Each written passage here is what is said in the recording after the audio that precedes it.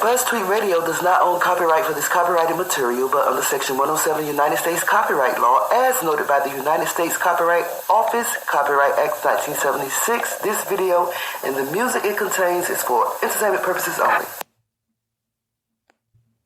One of the Kentucky cops in the raid in which Breonna Taylor was shot dead has been accused of sexually assault by two separate women. Officer Brett Hankinson is said to have offered his alleged victims a ride home in his police car before molesting them. Two women, law graduate Margot Borders and medic Emily Terry, each shared their story on social media this week. They spoke out amid protest, citing the death of Taylor in Louisville in the fight against police brutality. Police spokesman Dwight Mitchell told People Louisville Metro Police has reached out to the women to initiate and conduct an investigation.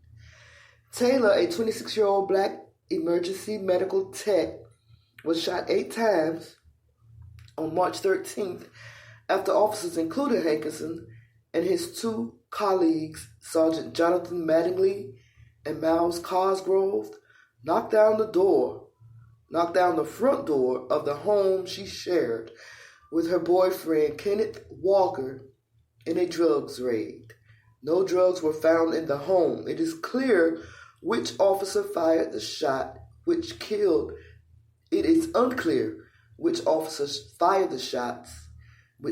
Taylor, but a lawsuit filed by her family said the officer sprayed gunfire into the residence with a total disregard for the value of human life.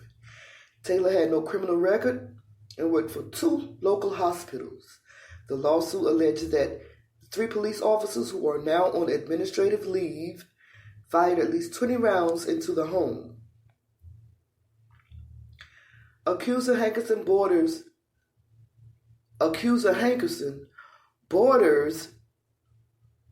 who studied law at the University of Louisville, said in April of 2018, I went out to a bar with some friends. I went to call an Uber home, and a police officer who I had interacted with on many occasions at bars in St. Matthews offered me a ride home.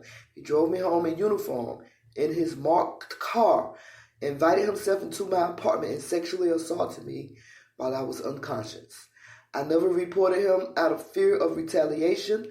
I had no proof of what happened, and he had the upper hand because he was a police officer. Who do you call when the person who assaulted you is a police officer? Who were they going to believe? In a second online accusation, Terry, who appears to have recently graduated as a physician assistant from Sullivan University, wrote, "This is Brett Hankinson. In early fall, I began walking home from a bar intoxicated. A police officer pulled up next to me and offered me a ride home. I thought to myself, wow, that is so nice of him, and willingly got in. He began making sexual advances towards me, rubbing my thigh, kissing my forehead, and calling me baby. Mortified, I did not move. I continued to talk about my grad school experiences and ignored him. As soon as he pulled up to my apartment building, I got out of the car and he ran to the back. I got out of the car and ran to the back. My friend reported this the next day, and of course, nothing came from it." Wow. So this Brett Hankinson also has some lawsuits filed against him from, I think, 2 different men on several occasions, accusing him of assault.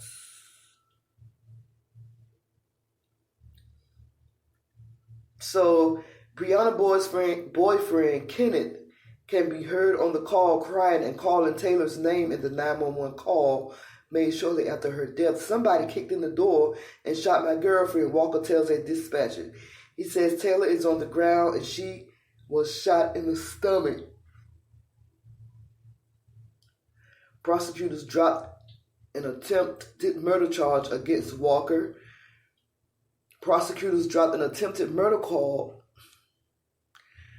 Prosecutors dropped an attempted murder charge against Walker for shooting an officer who entered the apartment. Also last week, Louisville's police chief announced his retirement, and the mayor changed police warrant search policies.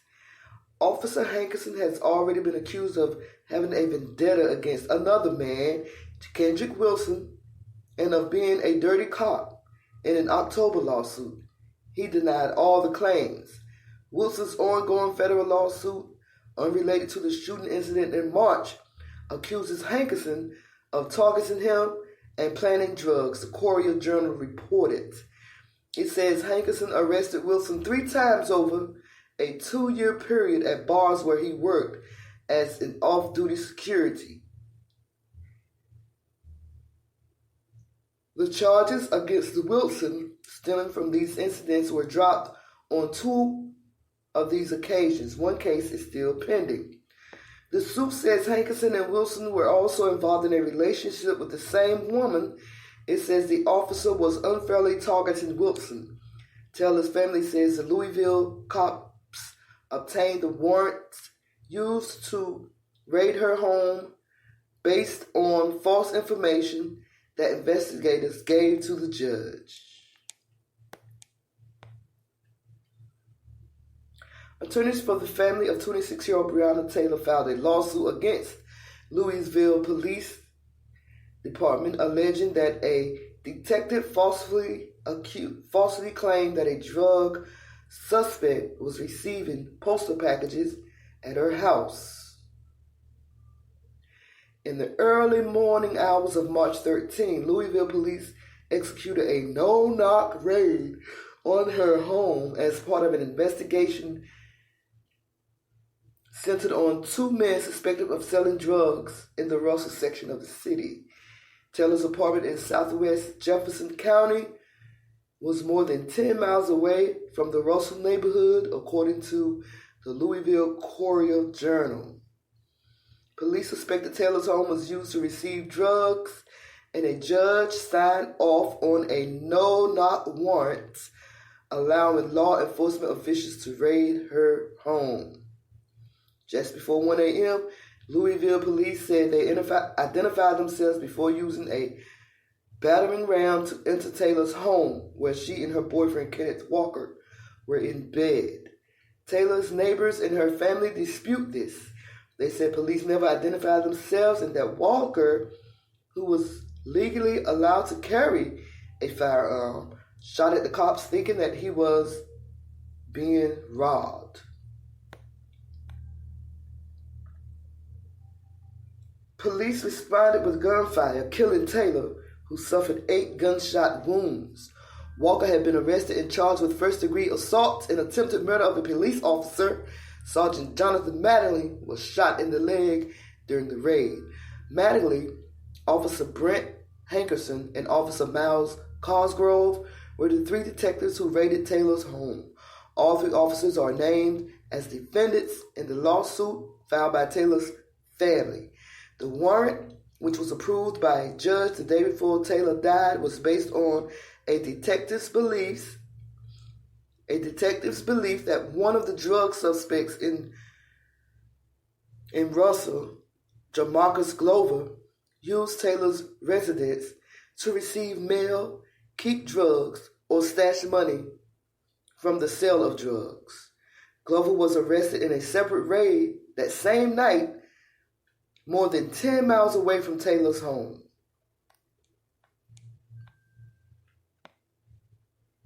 And so there you have it. These officers are on administrative leave. I believe that they should be locked up, and I believe that the key should be thrown away. What do you guys think? Like, comment, subscribe to my channel. Tell me what y'all think. It's your girl, BeeSparrow. BuzzzTweet Radio. Holla if you hear me.